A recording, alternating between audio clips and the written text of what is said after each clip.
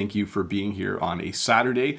I know for some of you it is very, very late in the evening, but for some of you it's actually quite early in the day. But I'm glad you are here to ask your questions about the English language. Remember that Todd will be sharing a link in the chat over there, and you can use that link to ask a question about the English language. And I will try my best to answer that question. I just want to start off by thanking all of the people that send me postcards. I got a special postcard from Deekshanch this week. You can see it right here. It's quite little when you have it that far away, but I really appreciated that. I usually get a few postcards each week from some of you, and that's awesome. If you ever want to send me a postcard, there is a link down there. But thank you, Deekshanch, for the postcard and for the really nice message on the back of it as well, and the beautiful stamp. I love to see all the stamps from the world. On this postcard from Deekshanch, there was a nice round stamp. I had never seen a round stamp before. But anyways, let's get started. Again, please keep the chat in English only. Please use that as another place where you can practice the English language. And if you do have a question, use the form and I will try my best to answer it. Let me get to the first question right away. The first question is from Alex Modine. Says, hey Bob, you are the best. I'm a blogger from Russia.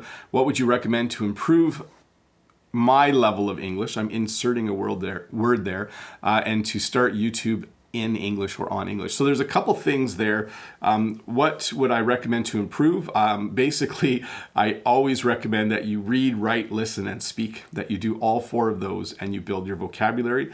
If you are talking specifically about YouTube, there's two things you can do with YouTube to improve your English. One is to watch people like me who teach English on YouTube. Find a variety of teachers who teach different in different styles. But the second thing you can do with YouTube is to watch normal YouTubers who are not teaching English, but just happen to be English speakers. And if you can find normal English YouTubers who have good English subtitles, that's also a real bonus for that. Let me just check to make sure everything's working here. I think it's working, but I forgot to check, but it looks like everything is working well. So I hope that helped to answer your question, Alex. Let me get to the next question from Vitaly. Next question, let me get that pasted into the chat. Vitaly Smirnov says, hi, Teacher Bob. Glad to see you recovered. You have put on a mask to add some atmosphere, laughing out loud. Do the medical staff check people with cold for COVID as a precaution? I think so. I was sick for a few days, but I didn't go to the doctor.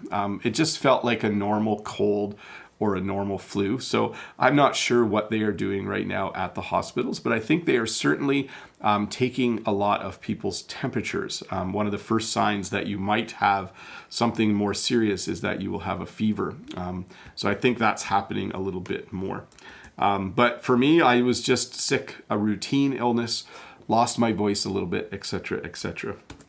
Let's go to Deekshanch's question. Deekshanch says, what words that we use commonly now were not used commonly before? Is awesome one of those words, Bob? Yes, so awesome would be a word that you hear a lot. I'm not sure my students use it as much.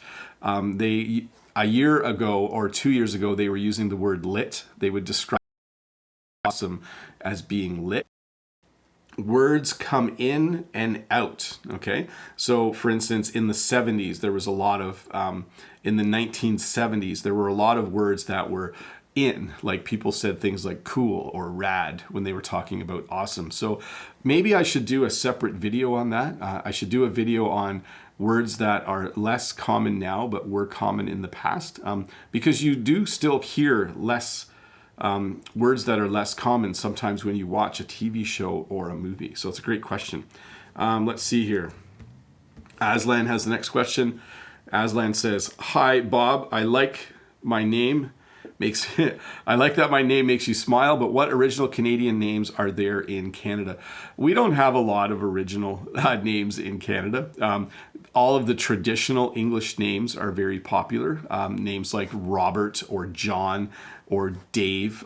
Dave is not here today, by the way, but Dave is a very common name. It's a short form of the name David. But because we are a multicultural country, we have people who immigrate to Canada from all different countries in the world. So we'll have names like Bastien or Mohammed. There's just a lot more common names now that have come from other countries as well. So it's kind of a cool country. So many people from all different parts of the world. Next question is from Eduardo. By the way, I didn't mention this earlier, but I usually do this live English lesson for about 1 hour.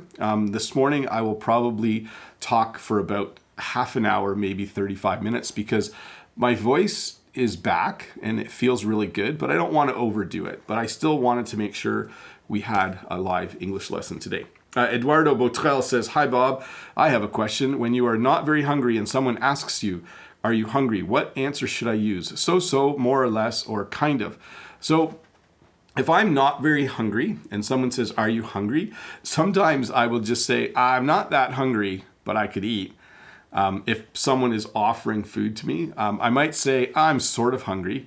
I'm kind of hungry. I'm a little bit hungry." Or you might just say, "I'm not hungry at all."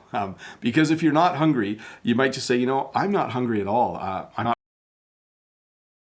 I don't really need anything to eat right now." That would be a good way to answer it. Let me clean up my questions here, folks. Thank you for all of the questions that I see here. We're going to go to the next one from Oji. It says, "Hi, Bob. How are you? Could you please tell me how do we use never mind?" So if you ask someone to do something, if I say to someone, "Hey, can you get me a glass of water?" and they seem really busy and they're not able to do it right away, I could just go get my own glass of water. And then and if they say, "Do you still need a glass of water?" I could say, "Oh, never mind. I got it myself." So never mind. I got it myself. By the way, I was going to show you, this is the biggest cup I could find in my house. So this is the biggest cup of water that's possible in Bob the Canadian's house. I'll try to drink some without slurping. But this is not my favorite cup, but it certainly holds a lot of water. And I do also have my tea. And this morning I'm using a special mug that I got. It's from Holland. You can tell because it has the blue painting on it and it has the windmills. Can you see the windmills here? It's a very typical kind of mug you would get from Holland with some tea in it. So that tastes really good. Next question. I'm getting sidetracked drinking my tea. Isabel Lopez has the next question and says, "I have a doubt in the sentences when I have to use been and gone, e.g. they've been to Canada, has he gone to Canada? Thanks for your help." So I could say, like, if I'm in another country and someone says to me, "Oh, they're going to go to Canada," I could say, "Oh, have they been to Canada before? Have they gone to Canada before?" You can use both. The more common one would be to say, "Have they been to Canada before?" We also say, "Have they been to Canada before?" So been has two pronunciations. Most people say been, like, "Oh, has he been there before?" Or "Has he been there before?" The second one is less common, but we sometimes do say been instead of been. Hey, I want to stop. Oh, did I scare you? I was really loud all of a sudden. Hey, I want to stop and thank the 358 people who are watching. Thank you so much for being here. If you are new here, don't forget to click the subscribe button, and thumbs ups are always an awesome thing to give me as well. They make me realize that what I'm doing is worthwhile. So next question is from Dev. Let's see here. "Hi, Bob. I'm glad to see you." Thanks, Dev. "What's the meaning by consider? I can't see the real meaning." So when I consider something, it means that I'm thinking about doing it. It means I might do it. This afternoon, I might go shopping. So right now I am considering going shopping. Okay, so I'm thinking about whether I'm going to go shopping. You should look up the word consider, though. It has a few different meanings. But basically, if you tell someone they should maybe take some time and consider this, it means you're telling them to think about it before they make a decision. Nathan GR has the next question. Here we go. Nathan GR says, "Hi, Teacher Bob. How is it going?" It's going good. I have two queries. We say, "See you next week," or "See you in the next week." And number two, the opposite of manslaughter. So number one, we would say, "See you next week." I would definitely say, "Hey, have a good weekend. See you next week." I would not say see you in the next week. It's not correct. I would not say that. So I would say see you next week. In terms of the opposite one, the opposite of manslaughter, I'm not sure. But what you're asking there is, in the situation where someone has committed the crime of murder, there are different levels of it. So if you are watching a police television show, the lowest charge when you have committed murder is manslaughter, and then there's first degree and second degree. I don't know the exact details, but I'm assuming you're hearing this in your when you're watching a TV show. So hopefully that helps a bit. Elias Gomez has given me a super chat. Thank you so much. He says, hello, Professor Robert. I'm on the beach. Just passing by to say that I'm very happy to see you well. Thanks, Elias. It's cool you're on the beach. It's not warm enough here yet for us to go to the beach. But thank you so much for the super chat. And I do want to back up and thank Miroslav, if he is still here, for the sticker earlier as well. The buy yourself a coffee sticker. Very nice. Let's see here. Mia has the next question. Hello, Teacher Bob. Thanks a lot for your lessons. No problem. Could you please explain the difference between the words humiliation and humility? So humiliation is when something happens to you and you feel shame. Okay, you have been humiliated. It's hard for me to say those words, eh? But sometimes there is humiliation when someone starts a new school. They might make the new student feel bad. Okay, they might do something like put a different lock on their locker so they can't get in. So they do things to humiliate them. Humility, though, is a different word entirely. When you have humility, it means that you are humble. It means that you do not brag about yourself.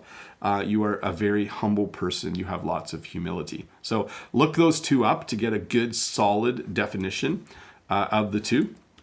Lolly has the next question. Bonjour, Bob. I may go, I must go, I might go. Please, what's the difference? Merci, Bob. So I may go or I might go mean almost the same thing. Okay, so I may go shopping this afternoon. I may not. I might go shopping this afternoon. I might not. I talk about shopping a lot. Have you ever noticed that? But I must go is different. When you say I must go, there's no decision there. It's you need to do it, right? So if we had run out of toilet paper, I must go shopping this afternoon to buy some more toilet paper. By the way, there's a shortage of toilet paper in the world. I'm not sure if you knew that. Many stores have none left. I'm sure we'll all have lots of it soon. Next question is from Danilo from Brazil. Hi, Bob. Do you recommend any app for conversation? Thanks. So there's 3 basic apps that you can use for conversation. You do have to pay money to use each of them. The app I recommend is Preply. There's a link below in the description that you can use to get there. The reason I recommend Preply isn't because it's better, it's because I used Preply when I was learning French. I hired a man named Moïse from Congo, a nice lady from Tunisia called Reina, and Audrey from France, and all of them via Skype were able to help me practice my English. And we used Preply as our way to connect. There's 2 more though. There's Cambly, which is great, and there's italki. So all of those are great. They do cost money, but I think well worth it. Dimitri has the next question. Hi, Bob. What's the difference between violation and transgression? So a violation is simply when you break the law. So if you go to the park and you see a sign that says no littering, like you're not allowed to throw your garbage on the ground, and you throw your garbage on the ground, that is a violation. Okay, you have violated the law, and you may get charged. Okay, they might say, look, that's a violation. We're going to charge you for this. You're going to be fined. Okay, you're going to owe a certain amount of money. A transgression is kind of an older word, and it means when you do something that it's maybe not exactly against the law, but you've gone against an agreement you had. Probably the most common one is when you are married and then you start to see other people. That's a transgression because you've broken the vows that you've made to each other for marriage. So a transgression is kind of a broader term for that. It's not that you're breaking the law. It means that you're kind of breaking a vow or agreement that you made earlier. Let's see here. Next question. It's from Madi. Hi, Bob. Your voice today is so clear. Hopefully going well. Just as you said that, I laughed, and then now I have to cough a little bit. into my elbow, of course, right? This is how we cough now. I don't know if this means I'm old, but we used to cough like this, and now we're supposed to cough into our elbow. But I have to actually use my other hand to pull my elbow up because it's hard. Maybe I have short arms. I don't know, but it's hard for me to cough into my elbow. Sorry, let me get back to the lesson here. Hi, Bob. Your voice today is so clear. Hopefully going well. My question is, how can support you by the link? I'm trying, but I couldn't because you are a really good teacher. So you do not need to do this, but there are two ways to support me if you would like. You can click the join button for this YouTube channel. It's right below the video usually, and you can join for $2 a month. You get some extra things. If you scroll down to the description though, there's a link to my Patreon page. So if you would like to buy me a coffee or thank me in some way, you can use either of those two links. I don't think they work in every country though. So if you would really like to thank me by giving me a couple dollars, that's great. You don't need to. If you can't use either of those because it doesn't work in your country, just say thank you in the comments. Your thanks is thanks enough. That's what we sometimes say in English. Your thanks is thanks enough. Next question from Simon. Simon says, what's the difference between issues, trouble, and problem? So when you have issues with someone, it means you don't agree with them all the time. Like, oh, I have issues with this person at work. You know, they like to do something one way. I like to do it a different way. We're just always having issues. When you have trouble with someone, it's a little more than issues, okay? If you have trouble with someone, maybe your neighbor is always stealing something from you. Maybe your neighbor steals. Maybe you have an apple tree and your neighbor is always stealing from the apple tree. You would be having trouble with your neighbor, okay? So that's a little more serious. And then problems is more of a general term. You could use the word problem to describe like, oh, I'm having problems with someone at work. I'm having problems with my neighbor. It's a very general term. Hey, I'm going to pause and say hi to the 469 people. I'm always surprised how many people on a Saturday have time to sit down and watch this lesson, but thank you very much. Again, please use the link in the chat to ask questions. I will not get to all the questions today, though. I'll try my best, but I am probably going to stop a little earlier than normal today as well because I still have a bit of a sore throat. So let's keep going. Let's get as many of these questions answered as we can. Let's see. Ramon says, hi, Bob. I'm so guilty that yesterday I left a comment with gracious to describe you, and I don't realize it's an inappropriate word before today. This morning, I'm really sorry. No, you can totally say someone is gracious. Yeah, there's nothing inappropriate about that. If I say that, oh, you're a very gracious person, it means that you're very giving. You're a very warm person. You're really nice. You're helpful, all of those things. But definitely, that was not inappropriate. That was totally fine, gracious. Unless you used a different word and you forgot, but gracious would be a totally fine way to describe someone. Let's see here. Next question. Lily from Vietnam. From your experience, is EQ important for young people to succeed in their work and lives? Do schools in Canada teach subjects about art like music or photography? So I don't actually know what EQ is. Maybe Todd can look that up for me quick, but I will answer the second part of your question. Yes, in Canadian schools, we teach art, we teach music, we teach drama, which some people call drama, but when you are acting, we call it drama. We definitely teach all those things, and we would call those the arts. Okay, so people learn to sing, they learn to play musical instruments, they learn to paint, they learn to draw, they learn to act, all of those things. We don't, though, in our schools usually teach dance. That's something that we usually do outside of school. Okay, so thanks to Learn American English with this guy for the super chat. You've inspired me to create a teaching channel. That's awesome. I'm glad that I can be an inspiration to you. And thank you so much for the super chat. Next question, let's see here, is from Ying. Ying says, hi, I haven't watched your live streaming for a few weeks. It's nice that I finally made it. I fixed your sentence a bit there. I finally made it. I'd like to know the difference between look after and take care of. Well, first of all, if you missed my live streams for a couple weeks, you really didn't miss a whole lot because I didn't do a live stream last Saturday or last Friday. But I'm glad you're here now. The difference between look after and take care of. When my mom gets older, I will look after my mom. When my mom gets older, I will take care of my mom. So in that situation, they mean the same thing. A lot of times on Saturdays when our kids were little, instead of going out, we would just stay home and look after the kids, or we would just stay home and take care of the kids. So meaning exactly the same thing. There you go.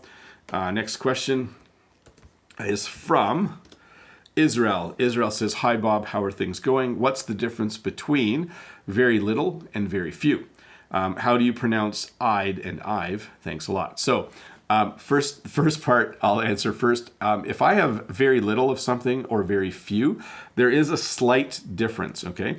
And it comes down to if I say I have very little money, or I could say I have very few bills in my wallet. Notice how one refers to something slightly different. So I have very little interest in doing something.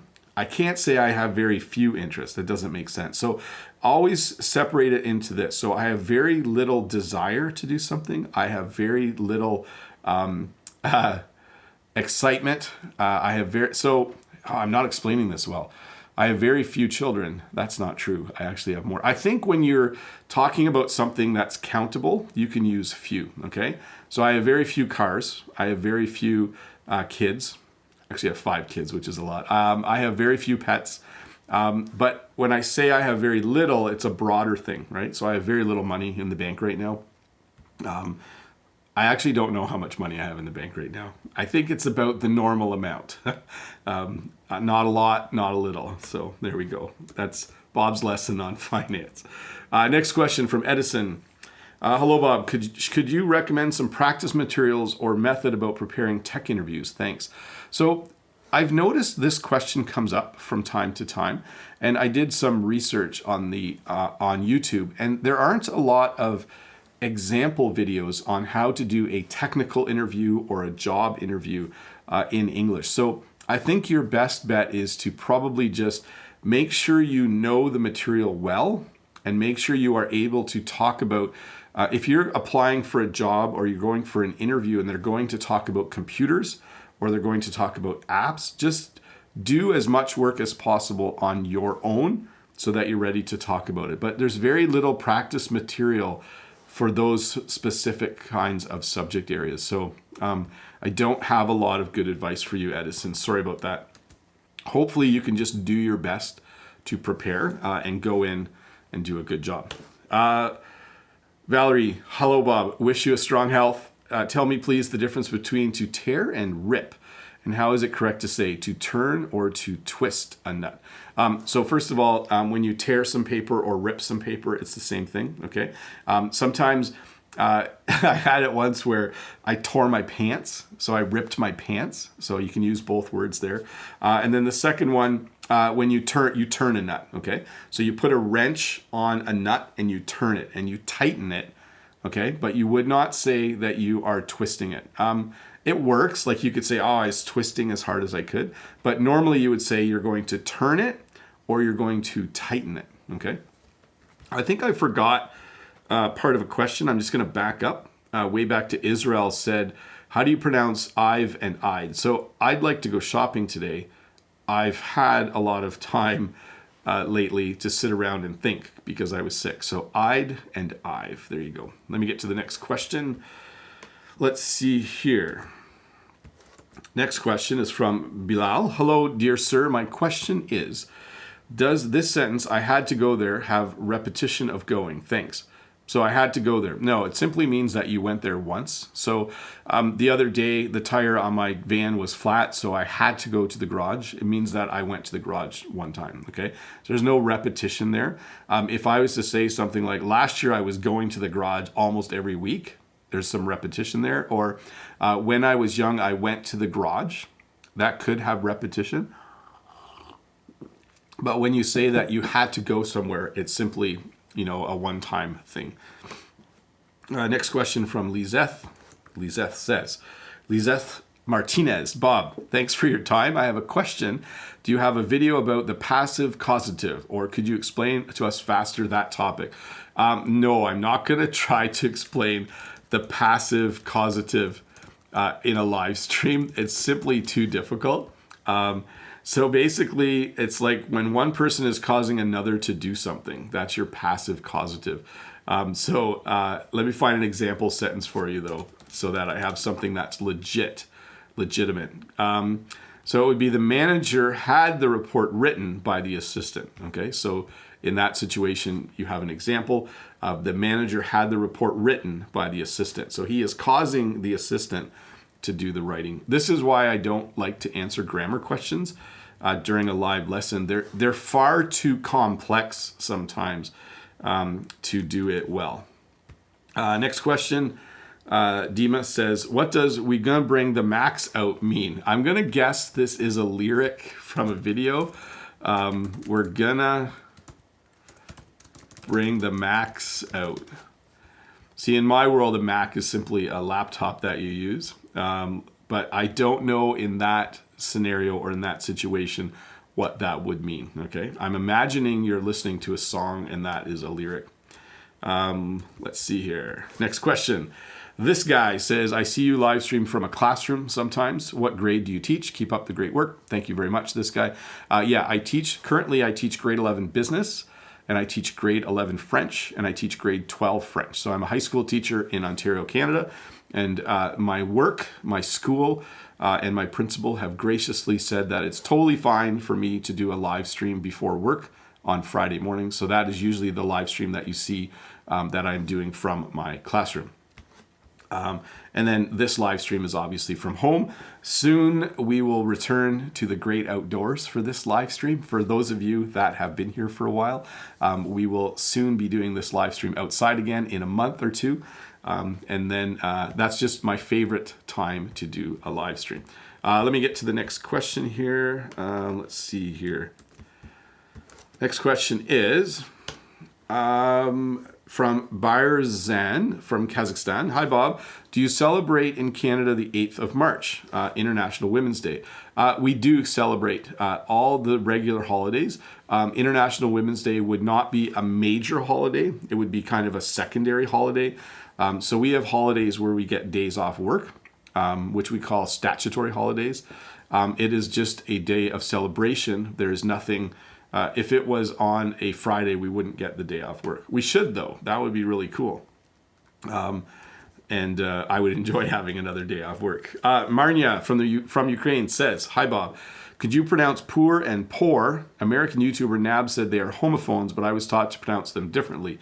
So poor, so if I say I am poor, I have no money, or I pour the milk on my cereal, just typing these in the chat. So I am poor, I have no money, and I pour the milk on my cereal. So they are not pronounced the same way.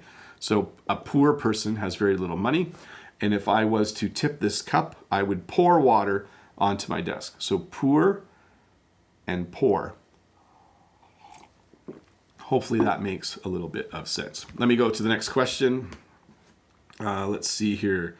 I'm going to skip this question from Martin. Martin, your question is a little bit difficult to answer. It's very grammar based. I'm sure there is a video that you might be able to find that will help you with that. But Khaled has the next question. Hi, Bob. Hope you recover well. Could you please tell me the difference between maybe and might be? So again, I may be going out this afternoon. I might be going out this afternoon.